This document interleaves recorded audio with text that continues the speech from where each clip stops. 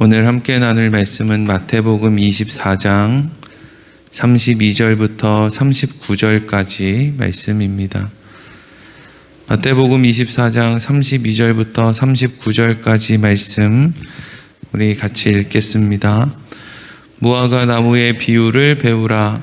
그 가지가 연하여 지고 잎사귀를 내면 여름이 가까운 줄을 아나니 이와 같이 너희도 이 모든 일을 보거든 인자가 가까이 곧 문 앞에 이른 줄 알라.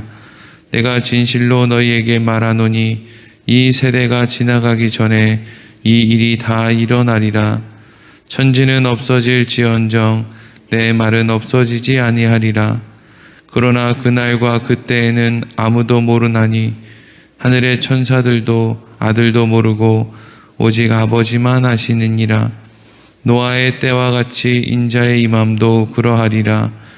홍수전에 노아가 방주에 들어가던 날까지 사람들이 먹고 마시고 장가들고 시집가고 있으면서 홍수가 나서 그들을 다 멸하기까지 깨닫지 못하였으니 인자의 임함도 이와 같으리라. 아멘. 오늘은 무화과 나무의 비유를 배우라 하는 제목으로 말씀 나누도록 하겠습니다. 예수님께서 마지막 때에 일어날 일과 그리고 예루살렘 성전의 멸망을 지금 함께 그때 있을 일을 설명하고 있다라고 말씀을 드렸습니다. 이 두 사건을 함께 연결지어서 설명하고 있는 이유는 이것이 같은 맥락에서 우리가 생각해 볼 수 있는 사건이다라는 것을 예수님께서 말씀하고 있는 거죠. 그러니까 우리가 예루살렘 성전의 멸망 사건을 볼 때나 아니면 이 세상의 전체적인 종말의 사건을 보았을 때 결국 그 원인이라는 것, 그때의 사람들의 모습이라는 것은 별 차이가 없다는 겁니다. 그러니까 예루살렘 성전이 멸망할 때는 조금 덜 악했는데 예수님 재림하실 때는 훨씬 더 악했기 때문에 그때는 예수님이 재림하신다. 이런 것이 아니라 이제나 지금이나 그때나 지금이나 하나님이 보실 때에는 별로 인간의 입장에서는 그렇게 대단히 다를 것이 없다. 하나님의 계획표대로 역사가 진행되어 가는 것이지 뭐 언제는 인간이 선했나 언제는 좀 덜 악했나 이걸 생각해 보면 큰 차이가 없다는 것을 알 수 있죠. 그래서 이제 오늘 본문의 말씀도 예루살렘 성전의 멸망 그리고 조금 더 깊이 생각해 보면 주님 다시 오실 때의 모습 그리고 지금 우리가 사는 이 세상의 모습이 다 이 안에 담겨 있습니다. 오늘 32절 말씀을 같이 읽겠습니다. 시작.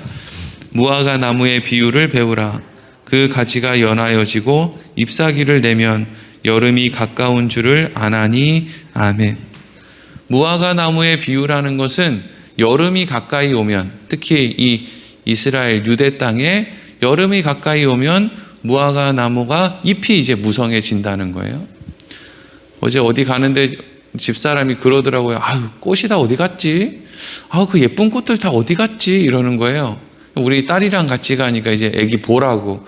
꽃이 있으면 애기가 덜 칭얼댈 텐데 꽃이 다 어디 갔지? 이러는 거예요. 근데 지금 꽃이 있으면 되나요? 이제 여름인데. 시간이 지나면 이제 꽃이 져야지. 잎이 무성해야지. 그리고 나야서 이제 또 가을이 되면 또 열매가 맺히고 뭐 이렇게 이제 흐름이 있는 거 아닙니까? 계속 꽃만 있을 수 없고 계속 열매만 있을 수가 없죠. 계절이 지나면 나무의 변화가 있는 거죠. 유대 땅에 여름이 다가오면 무화과 나무 잎이 무성했다는 거죠.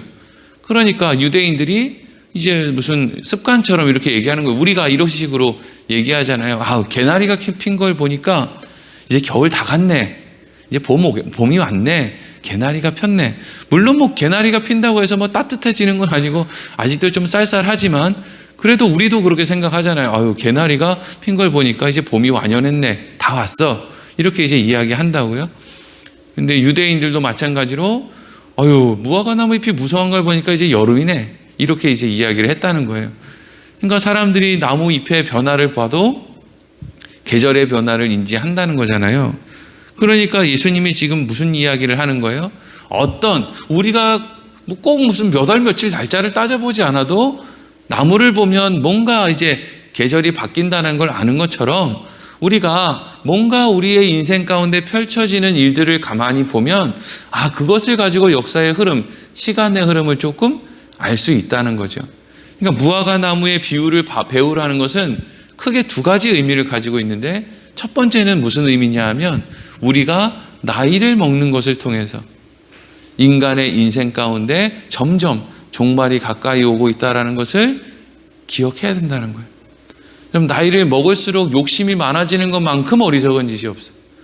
나이를 먹을수록 고집을 부리고, 나이를 먹을수록 내가 이겨야 되겠다, 내 뜻대로 안 하면 우리 자식들 다 큰일 난다 라는 식의 생각을 가지는 것만큼 여러분 어리석은 일이 없어요. 살아보니까 몰라요? 내 고집대로 하니까 그 고집의 끝이 정말 내가 고집 부린 게 그렇게 지혜롭고 현명해서 무슨 일이 다 잘 되든가요? 아니란 말이죠. 그냥 고집 부린 사람만 나중에 보면 부끄러울 따름이에요. 왜? 우리 인생은 우리 생각대로 안 되거든요. 그 정도는 알아야죠.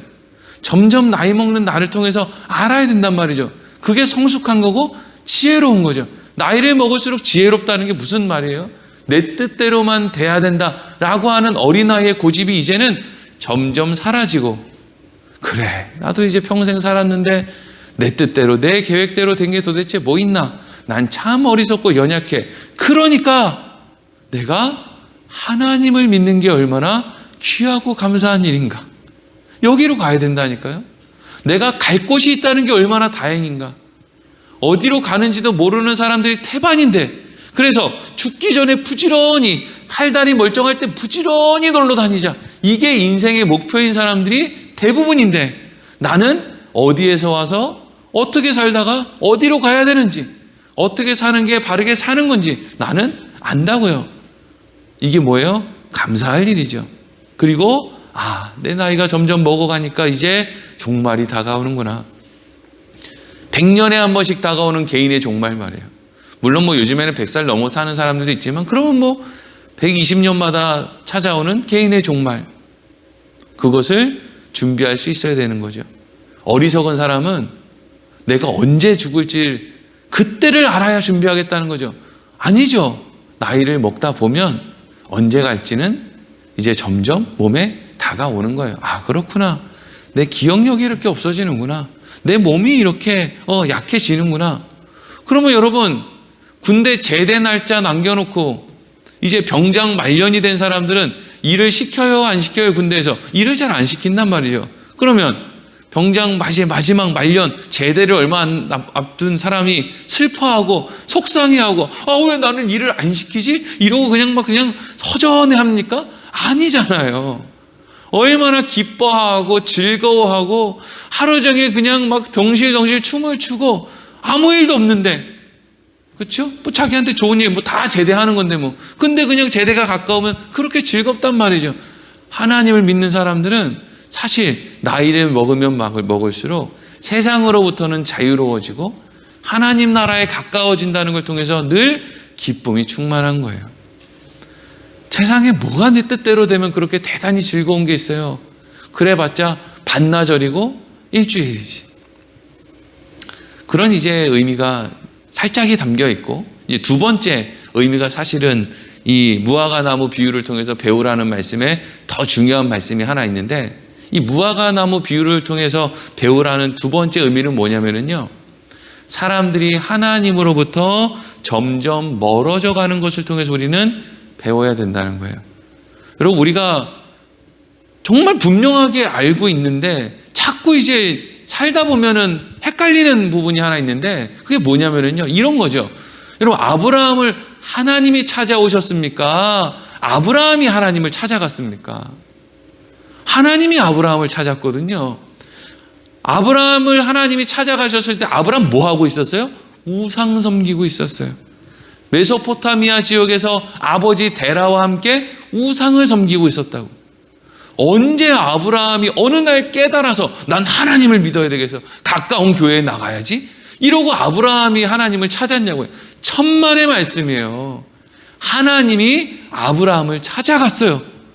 쓸모없는 우상이나 믿고 사는 그 인생에게 하나님이 찾아갔다고요. 그러니까 아브라함이 믿음의 조상이 된 것은 누구 때문이에요? 아브라함 자신 때문이에요? 하나님 때문이에요? 하나님 때문이죠. 아브라함 안에 있는 그 믿음이 모리아산에서 하나님 앞에 자기 아들을 바칠 정도로 순종하는 자리에 설 수 있었던 것은 하나님의 은혜입니까? 아브라함의 열심입니까? 사람들은 이게 분명히 하나님의 은혜인데 자꾸 신앙생활 하다 보면 우리 열심 같은 거예요. 내가 성경 많이 읽어서, 내가 기도를 많이 해서, 내가 뭔가 똑바로 살아서, 정신 차리고 주일 성수해서 내가 뭔가 좀 은혜가 충만하지 않나? 요따구로 자꾸 생각을 하는 거예요. 그건 마치 아브라함이 내가 318명이나 되는 군대를 데리고 내가 갔기 때문에 전쟁에서 승리했지라고 생각하는 것과 똑같은 거예요. 318명을 데리고 가든 1명을 데리고 가든 10,000명을 데리고 가든 전쟁에서는 애초에 못 이겨요. 근데 어떻게 이겼어요? 318명을 어떻게 이겼어요? 하나님이 이기게 하신 거잖아요. 아브라함은 계속 불순종, 불만, 불평, 비웃음, 이게 하나님을 향해 했던 아브라함의 태도잖아요. 99세까지도 아브라함과 사라가 뭐 했어요? 비웃었잖아요. 콧방귀 꼈잖아요. 여러분, 우리는 신앙생활 할 때 그렇게 하지 않습니까? 우리가 교회에서 뭔가 회의를 하거나 뭔가 일을 할 때 우리 은혜로 합시다, 믿음으로 합시다, 사랑으로 합시다 그러면 꼭 있죠. 콧방귀 끼면서 목사님 그런 식으로 하면 교회 망합니다. 그렇게 다 퍼주다가는 교회 망해요. 이게 여러분, 그런 이야기를 제가 들으면 무슨 생각이 들까요? 아유, 저 사람은 왜 사랑이 없어? 이런 생각이 들까요? 아유, 저 사람이 말려줘서 참 다행이다. 이런 생각이 들까요? 사람의 마음은요, 다 거기서 거기에요. 하나님 앞에 우리가 늘 감사하고 기뻐하고 만족한다고 해도 우리의 입술은 맨날 불평에 더 가깝고 원망에 더 가깝고 비웃음에 더 가깝지, 하나님이 하신 게 다 옳습니다라고 그렇게 마음까지 순종하는 삶을 사는 게 그렇게 쉽지 않다고요. 그런데 아브라함에게 있어서 그 믿음을 누가 만들었어요? 하나님이 만들었죠. 그러면 세상에 믿음 있는 사람, 하나님 가까이 하려는 사람, 하나님을 바르게 믿으려고 하는 사람이 점점 없어진다라는 것은, 나는 잘해서 여기까지 왔는데 다른 사람은 잘 못해서 지금 말세야, 이렇게 혀를 차야 되는 일이에요? 아니면 하나님의 시간표가 그냥 그리로 흘러가고 있는 거예요? 하나님의 시간표가 그리로 흘러가고 있는 거예요. 예수님께서 이런 말씀을 하셨죠. 인자가 올 때에 믿음을 보겠느냐. 그럼 인자가 올 때 믿음을 보겠느냐라는 말은, 나는 믿음 좋게 신앙생활 내 열심으로 잘했는데 내 다음 세대들은 개판치고 신앙생활 똑바로 안 할 거야, 그러니까 저것들 망하지, 이런 뜻으로 해석해야 되는 거예요? 아니죠. 나나 저 사람이나 똑같은데, 나는 하나님이 은혜를 주셔서 이런 삶을 살게 하셔서 이런 고민을 하게 하셔서 기도를 하게 하시고 또 뭔가 몸부림을 치게 하셔서 내가 여기까지 온 거란 말이에요. 하나님이 우리에게 믿음을 심어주셨다니까요. 근데 내 다음 세대들은 안타깝게도 이제는 하나님의 시간표가 점점 흘러서 언젠가는 그 시간표가 끝날 때가 있을 거 아니에요. 근데 그 끝날 때의 현상이 뭐예요? 믿음을 보겠느냐죠. 그러면 믿음을 보겠느냐라고 하는 믿음의 출처는 누구예요? 하나님이죠. 그러니까 이게 무슨 얘기예요? 주님 다시 오시는 그때가 되면 하나님이 은혜를 통해서 믿음을 더 이상 공급하지 않는다는 거죠. 그때가 됐는데, 그래서 이제는 심판이 임박했는데 뭐 한다고 하나님이 그때에서 또 믿음을 허락하고 이렇게 합니까? 이제는 그때가 되면 이제 내버려 두는 때가 있다는 것이죠. 그러니까 여러분 생각해 보세요. 예수님께서 십자가에서 돌아가실 때 사람들이 많이 모였어요. 그 6월절에 예수님 예루살렘 성에 입성하실 때 이미 사람들이 많아서, 예수님께서 예루살렘 성에 입성하실 때 사람들이 다 어떻게 했죠? 호산나 다윗의 자손으로 오시는 이에는 뭐 환호를 하고, 또 그렇게 막 사람들이 많이 모여서 환호하는 그 모습을 보고 종교 지도자들이 큰일 났다, 이제 우리 끝났다, 이제 우리 망했다, 우리 기득권 다 뺏겼다, 저 예수가 다 가져갔다, 이러면서 이제 한탄을 했단 말이죠. 근데 결국에는 그 예수를 누가 죽입니까? 그때 환호하고 소리쳤던 그 사람들이 예수를 십자가에 죽이고 바라바, 그 강도, 그 나쁜 놈 바라바를 풀어주십시오라고 소리를 치지 않습니까? 그게 왜 그래요?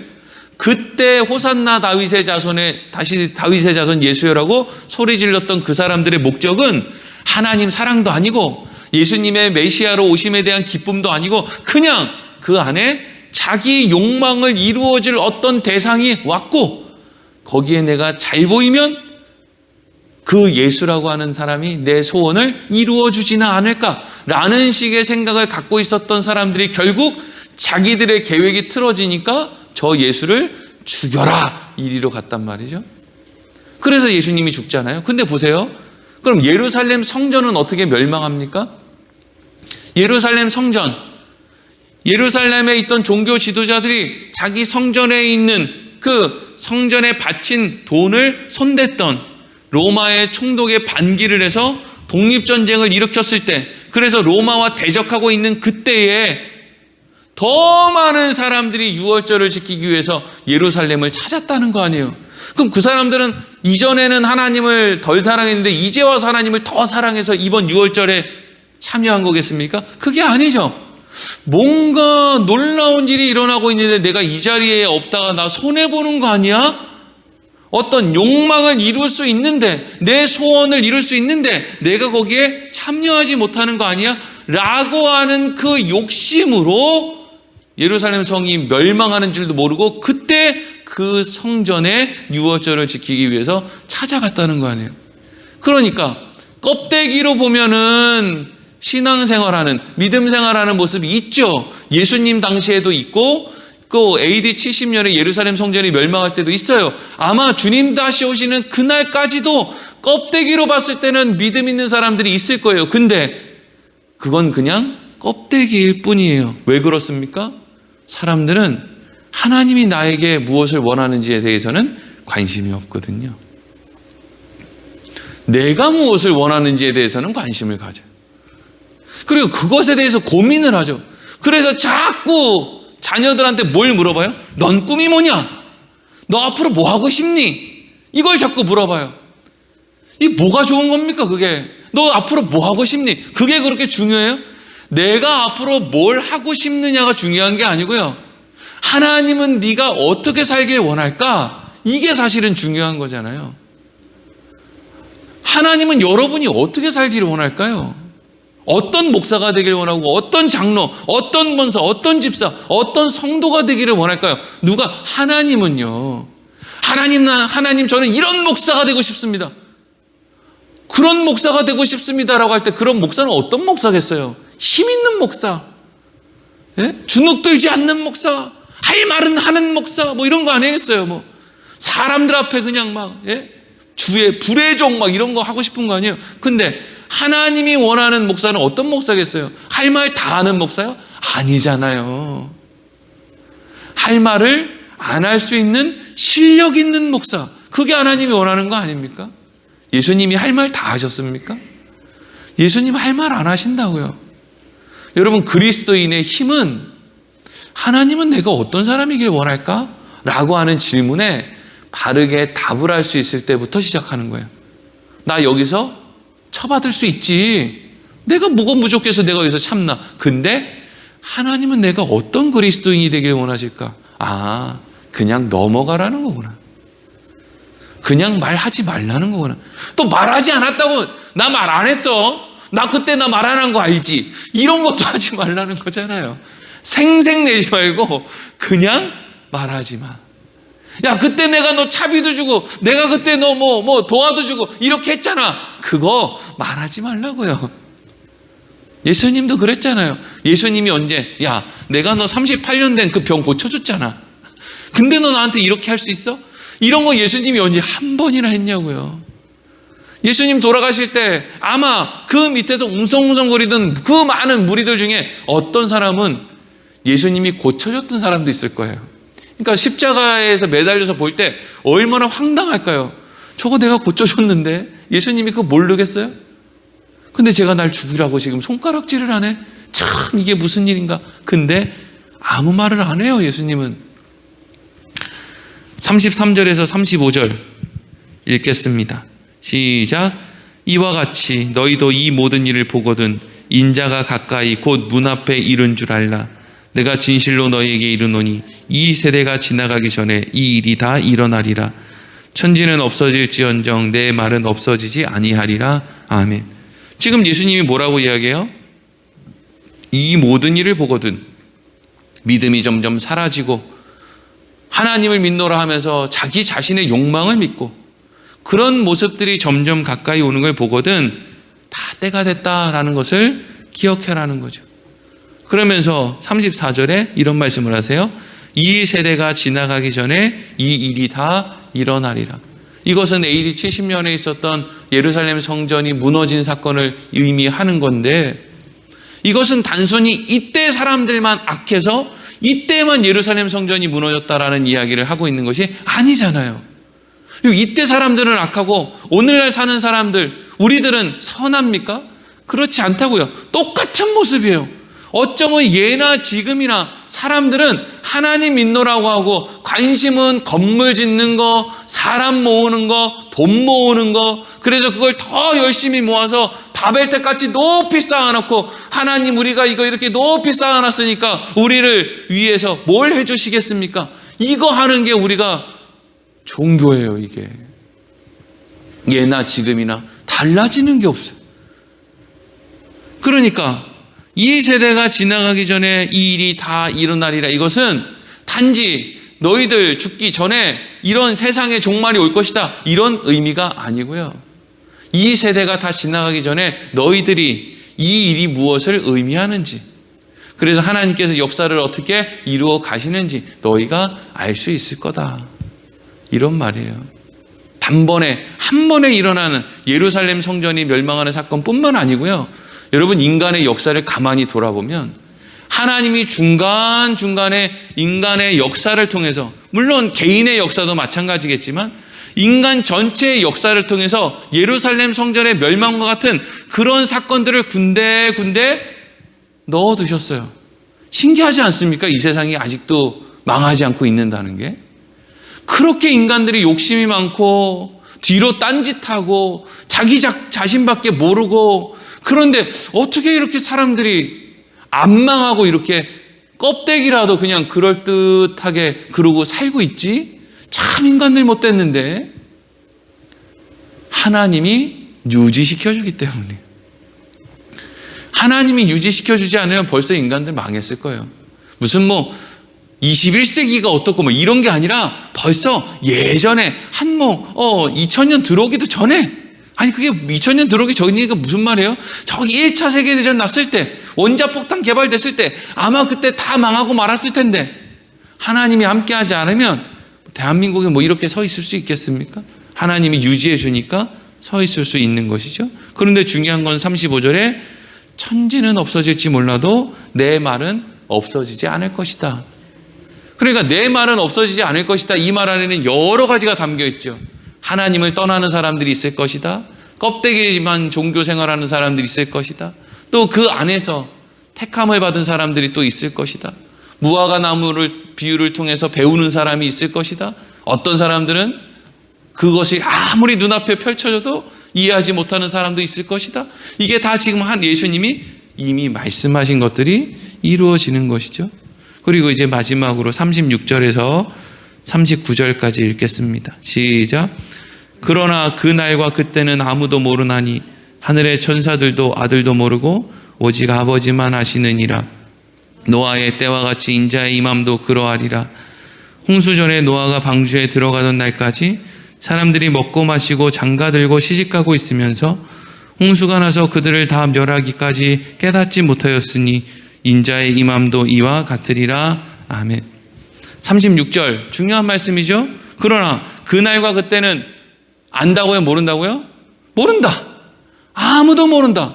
그러니까 제발 여기에서 앞서가는 사람이 있으면 저 사람이 이상한 사람이네, 이리로 좀 가야 되는데, 누가 나는 돌을 많이 닦아서 결국에는 내가 언젠지 압니다, 몇 월 며칠입니다, 요따고 소리를 하면 사람들이 야 저 사람은 신령하네 이러고 본다니까요. 그건 신령한 게 아니라 이상한 거죠. 왜? 예수님도 지금 뭐라고 이야기하고 있어요? 나도 모른다 이거죠. 그러면 생각해 볼게요. 예수님이 진짜 그날과 그때를 모를까요? 아니면 아는데 모른다고 할까요? 어떻게 몰라요? 예수님이 하나님인데. 세 분이 한 분이신데 어떻게 모르냐고요. 근데 왜 예수님은 그날과 그때를 나도 모른다라고 말씀하실까요? 아는데. 주권이 하나님에게 있기 때문이죠. 나 몰라. 네 아버지한테 물어봐. 이런다고요. 그 어머니들이 진짜 몰라서 나 몰라. 네 아버지한테 물어봐. 이럽니까? 아니에요. 그 책임은, 그 주권은 아버지한테 있으니까 아버지한테 가서 물어봐. 이런 의미란 말이죠. 예수님이 왜 몰라요? 그러면 예수님은 왜 그 주권이 아버지한테 있으니까 그때는 아버지만 아신다고 해요? 한 부자 관원이 예수님을 찾아와서 이렇게 얘기해요. 선한 선생님이요, 영생을 얻으려면 어떻게 해야 됩니까? 그랬더니 예수님이 뭐라고 해요? 나를 왜 선하다고 하느냐? 선한 분은 내 아버지 한 분밖에 없다. 선한 분은 하나님 한 분밖에 없다. 이렇게 얘기하죠. 그러니까 이 세상의 끝은, 종말의 때는, 그 때는 누구만 알아요? 하나님만 아신다. 바꿔 얘기하면 하나님의 주권이다. 근데 선한 분은 누구밖에 없어요? 하나님밖에 없어요. 그러니까 그날과 그때의 책임은 하나님에게 있는 거죠. 얼마나 다행이에요. 그날과 그때를 정하는 책임이 하나님에게만 있다는 거예요. 전적으로 선하신 그분에게 그날과 그때를 정하는 책임이 그분에게 있다는 거예요. 안심이죠. 우리는 안심이 돼요. 하나님께서는 정말 그렇게 하실 거군요.